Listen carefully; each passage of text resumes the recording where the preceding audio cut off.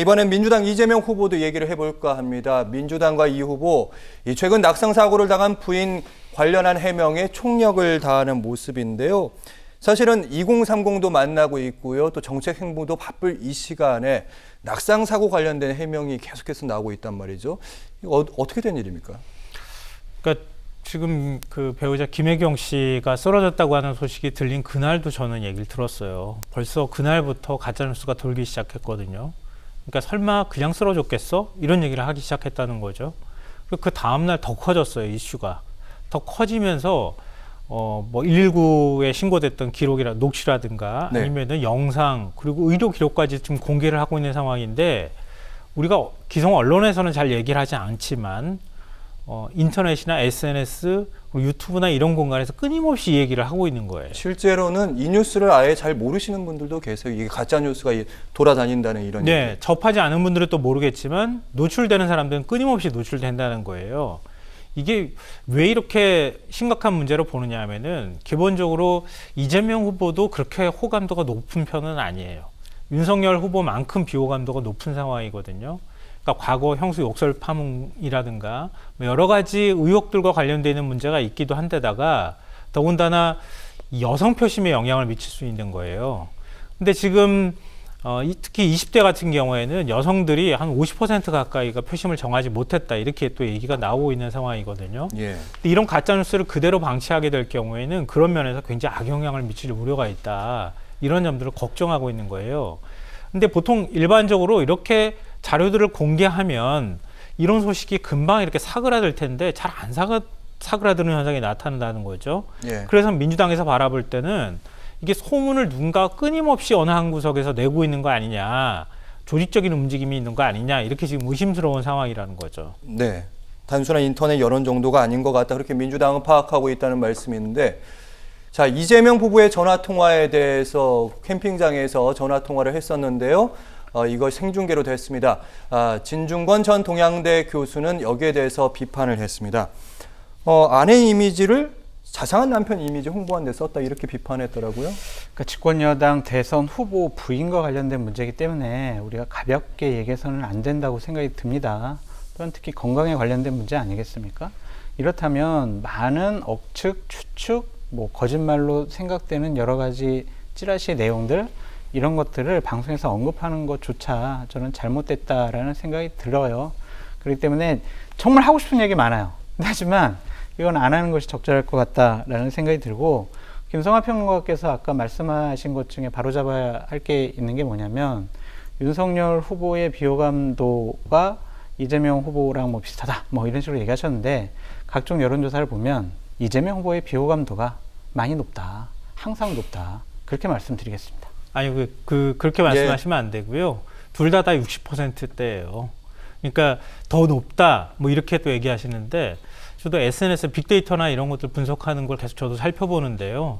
오히려 비호감도는 그러니까 SNS 글이라든가 유튜브 글이나 이런 것들 분석하는 것들 비호감 나오는 거 보면요. 윤석열 후보가 더 높아요. 저는 여론조사상에 여론조사상으로 제가 말씀드린 거예요. 60%대라고 네, 여론조사의 하는 그 비호감도에 대한 부분은 저희가 관련 자료가 없기 때문에 다음에 더 심도 있게 토론을 해보도록 하겠습니다. 민주당은요, 병원 이송 당시에 낙상 사고가 있었던 이송 당시에 이 구급차의 CCTV 사진과 그리고 부인의 여러 가지 의무 기록들을 공개를 했습니다. 그리고 낙상 사고 당시에 119 음성까지 공개를 했다고 합니다. 일단은 민주당에서는 이번 일을 갖고 가짜뉴스 사태에 대한 그런 일종의 전초전이라고 해야 될까요?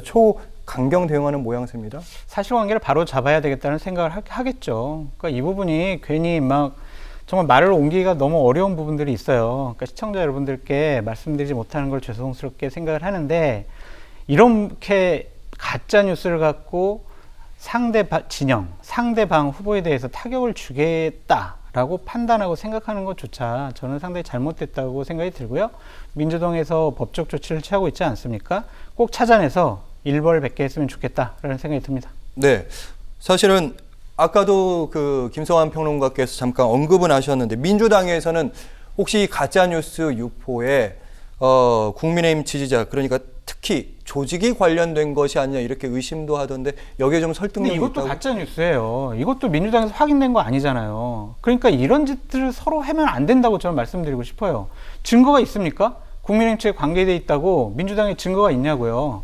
그럴 것이다라는 것을 가지고 사실관계를 국민들에게 호도하는 겁니다. 국민들을 속이는 거예요.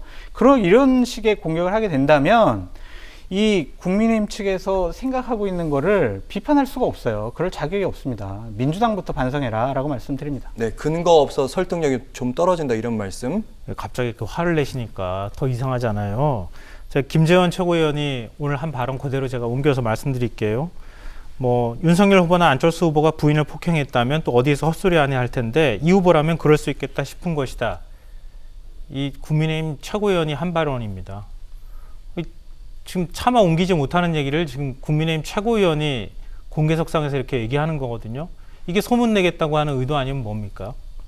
그러니까 그리고 배원진 의원도 낙상 사고는 ABC가 안 맞는다, 납득 안 된다 이렇게 얘기를 해요. 아니 근거가 없고 지금 이렇게까지 공개하면 아 그렇구나 이렇게 하면 되는데 아니 공인이라고 하는 사람들이 공개석상에서 특히 회의 자리에서 최고위원을 한 사람이 이렇게 공개적으로 얘기해버리면은 그래 맞아 그럴 수 있지 이렇게 생각하지 않겠습니까? 이게 소문내는 거 아니고 뭐겠어요. 그러니까 조직적으로 댓글을 달고 이런 문제는 민주당이 의심을 뭐 한다 치더라도 이렇게 공개적으로 국회의원이나 아니면 최고위원이라는 사람이 얘기해버리면 그것 자체가 굉장히 큰 스피커가 돼서 많은 사람들이 의심을 사게 만드는 일이잖아요. 그건 온당한 겁니까? 김재원 의원의 부적절한 말에 대해서는 상당히 저도 많이 비판을 하고 있다라고 말씀드립니다. 끝입니다. 예, 끝입니까? 네. 예, 그렇습니다. 사실은 후보자의 배우자에 관한 얘기이기 때문에 얘기가 좀 조심스러운 부분도 있고 이런 부분이 분명히 있습니다. 계속해서 마지막 관련된 질문은 조금 다릅니다. 각도가 좀 다른데 어쨌든 여야 대선 후보가 확정되면서 후보에 대한 관심도 있겠지만 배우자에 대한 관심도 분명히 커질 겁니다. 일단 낙상 사고를 당했던 이재명 후보의 부인 김혜경 씨 이번 주부터 활동을 재개할 걸로 알려졌는데 윤석열 후보의 부인인 김건희 씨의 활동은 언제부터 저희가 전망해 볼 수 있을까요? 글쎄요, 뭐 조만간 뭐 활동 시작할 거다 이렇게 얘기는 하고 있는데 네. 글쎄요, 그게 언제쯤일까요? 그러니까 뭐 지금 이제 의도하지 않게 김혜경 씨의 경우에 지금 몸이 안 좋은 상황이기 때문에 공개 활동을 하기 어려운 상황이잖아요. 아마 저는 그런 것도 좀 감안을 하지 않을까 싶어요. 이재명 후보의 배우자는 굉장히 왕성하게 활동하고 있는데 윤석열 후보의 배우자는 진짜 지금까지 얼굴 한번 언론에 공개적으로 비치지 않고 있거든요. 이러면은 뭔가 다른 또 의혹이 제기될 수 있는 상황이란 말이에요. 그러니까 아마 그런 점까지 같이 나와서 공개 활동하는 시기가 좀 맞춰져야 할 필요가 있지 않을까 이렇게 생각할 것 같고요. 근데 그게 언제쯤이 될지는 모르겠지만 뭐 한 주든 두 주든 조금 더 시간이 필요하지 않을까 이런 생각이 들고요. 근데 그 공개적으로 이렇게 한 정당의 대선 후보의 배우자가 이렇게 얼굴을 안 드러내는 것도 오히려 이상한 거예요. 사실 굉장히 억울한 소문에 휩싸였다. 뭐 여러 가지 이제 결혼 이전과 관련되는 문제나 이런 것들에 대한 소문은 억울한 측면이 있을 것 같은데요. 근데 논문과 관련되는 문제나 이런 것들은 또 있단 말이에요. 그러니까 그런 부분에 대해서 법률적 처벌은 어렵다 하더라도 본인이 나와서 한마디는 해줘야 할 필요가 있거든요. 근데 그런 부분에 대해서 좀 껄끄러워하는 상황이 아닐까.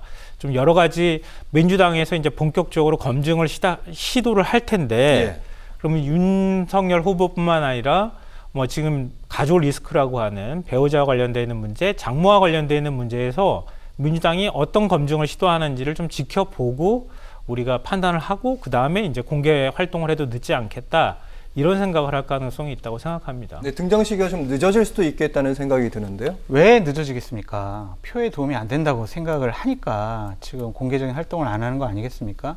캠프 내에서도 상당히 고민스러워 하더라고요. 언제, 어느 시점에, 어떻게 딱 김건희 여사를 대중 앞에 드러낼 것이냐라는 것에 대해선 아직도 판단이 안 서는 것 같습니다.